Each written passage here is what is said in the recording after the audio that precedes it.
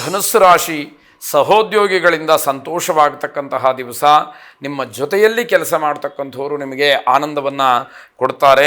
ಸಾಲದ ವ್ಯವಹಾರ ಯಾವುದೂ ಬೇಡ. ಸಾಲವನ್ನು ಬೇರೆಯವರಿಗೆ ಕೊಡುವಂಥದ್ದು, ನೀವು ಸಾಲ ಪಡೆಯುವಂಥದ್ದು ಯಾವ ವ್ಯವಹಾರವೂ ಕೂಡ ಬೇಡವೇ ಬೇಡ.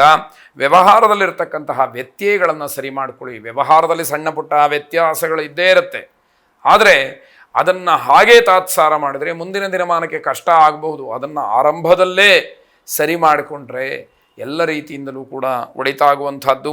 ಯಾವುದೇ ದೊಡ್ಡ ಕೆಲಸಗಳನ್ನು ಮಾಡೋದಕ್ಕೆ ಮುಂಚೆ ಸರಿಯಾಗಿ ಆಲೋಚನೆಯನ್ನು ಮಾಡಿ ನಂತರ ನಿರ್ಧಾರ ಮಾಡಿ. ತತ್ಕ್ಷಣದಲ್ಲಿ ಯಾವುದೋ ಜಾಹೀರಾತನ್ನು ನೋಡೋದೋ ಅಥವಾ ಇನ್ಯಾವುದೋ ವ್ಯಕ್ತಿಯ ಅಭ್ಯುದಯವನ್ನು ಮನಸ್ಸಿನಲ್ಲಿಟ್ಟುಕೊಂಡು ನಾನು ಹಾಗೆ ಆಗಬೇಕು ಅನ್ನುವಂಥದ್ದು ಯಾವುದೂ ಕೂಡ ಬೇಡ. ಆರ್ಥಿಕವಾಗಿ ಲಾಭವನ್ನು ಪಡೀತಕ್ಕಂತಹ ದಿವಸ.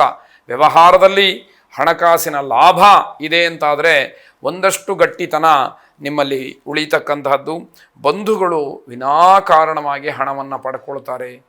ಏನೂ ಕಾರಣ ಇರೋದಿಲ್ಲ, ಯಾವುದೋ ಒಂದು ಸಣ್ಣ ನೆಪವನ್ನು ಹೇಳಿ ನಿಮ್ಮಿಂದ ಹಣವನ್ನು ತೆಗೆದುಕೊಳ್ತಕ್ಕಂತಹದ್ದು. ಕುಲದೇವತಾ ಆರಾಧನೆಯನ್ನು ಮಾಡಿ ಶುಭವಾಗಿ. ಮಕರ ರಾಶಿ, ಮನೆಯವರ ಆರೋಗ್ಯದ ಬಗ್ಗೆ ಸ್ವಲ್ಪ ಕಾಳಜಿಯನ್ನು ವಹಿಸಬೇಕಾಗತ್ತೆ. ಮನೆಯ ಸದಸ್ಯರಿಗೆ ಏನಾದರೂ ಆರೋಗ್ಯ ವ್ಯತ್ಯಯ ಆಗಿದೆ ಅಂತಾದರೆ ತಾತ್ಸಾರ ಮಾಡುವ ಹಾಗಿಲ್ಲ, ಆ ಜವಾಬ್ದಾರಿ ನಿಮ್ಮದಾಗಿರುತ್ತೆ.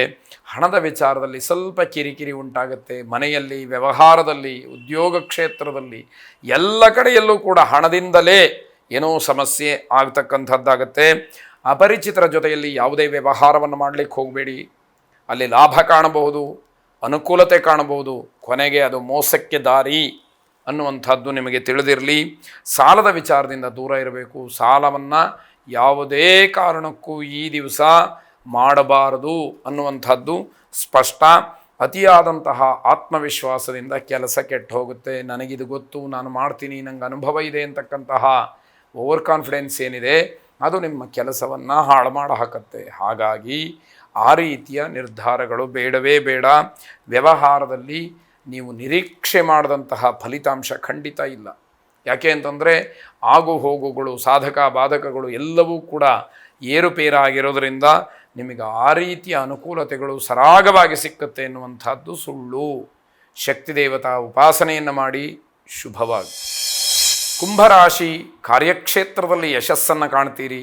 ಸಹಜ ಸ್ವಭಾವವಾಗಿ ನಿಮಗೊಂದು ಸಮಾಧಾನ, ತೃಪ್ತಿ, ಸಂತೋಷದ ಭಾವ ಅನುಭವಕ್ಕೆ ಬರತಕ್ಕಂಥದ್ದಾಗುತ್ತೆ. ವಿದ್ಯಾರ್ಥಿಗಳಿಗೆ ತುಂಬ ಒಳ್ಳೆಯ ದಿವಸ.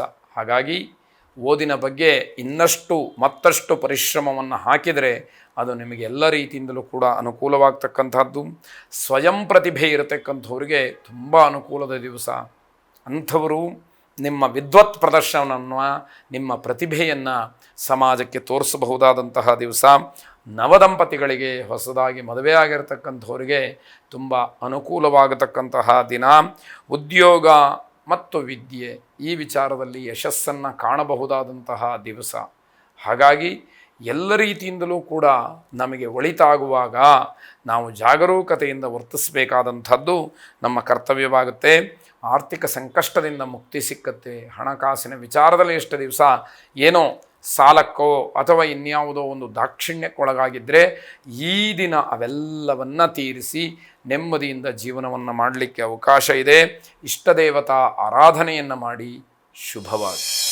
ಕೊನೆಯದಾಗಿ ಮೀನರಾಶಿ, ಸಾಮಾಜಿಕವಾಗಿ ನಿಮ್ಮ ಪ್ರಾಬಲ್ಯ ಹೆಚ್ಚಾಗ್ತಕ್ಕಂಥದ್ದು.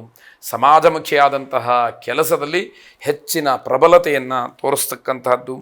ಕೋಪ ಕಡಿಮೆ ಇರಲಿ, ಬಿಟ್ಟರೆ ಬಹಳ ಒಳ್ಳೆಯದು.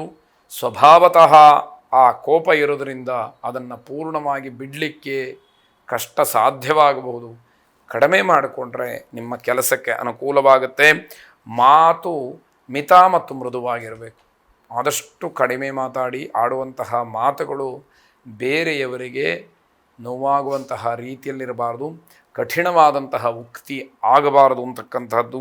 ವಿದ್ಯಾರ್ಥಿಗಳು ಅಧ್ಯಯನದ ಬಗ್ಗೆ ತುಂಬ ಗಮನ ಹರಿಸಬೇಕಾಗತ್ತೆ.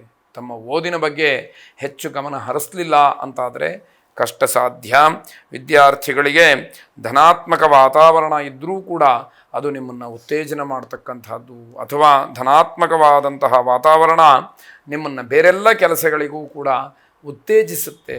ಆದರೆ ಯಾವುದು ನಿಮ್ಮ ವಯಸ್ಸಿಗೆ, ನಿಮ್ಮ ಸ್ಥಾನಮಾನಕ್ಕೆ ನಿಮ್ಮ ಒಂದು ಸ್ಥಿತಿಗತಿಗೆ ಯೋಗ್ಯವೋ ಅದನ್ನು ಆಯ್ಕೆ ಮಾಡಿಕೊಂಡು ಮುಂದುವರಿತಕ್ಕಂಥದ್ದು ಒಳ್ಳೆಯದು. ಕೆಲವು ಉತ್ತಮವಾದಂತಹ ಅಭ್ಯಾಸಗಳನ್ನು ಅಳವಡಿಕೆ ಮಾಡಿಕೊಳ್ಳಿ, ಅದರಿಂದ ಶುಭ ಇದೆ. ಒಳ್ಳೆಯ ಹವ್ಯಾಸಗಳು ನಿಮ್ಮ ಮನಸ್ಸಿಗೆ ಬರಲಿ. ತಾಪಸಮನ್ಯುವಿನ ಆರಾಧನೆಯನ್ನು ಮಾಡಿ. ಶುಭವಾಗಿ.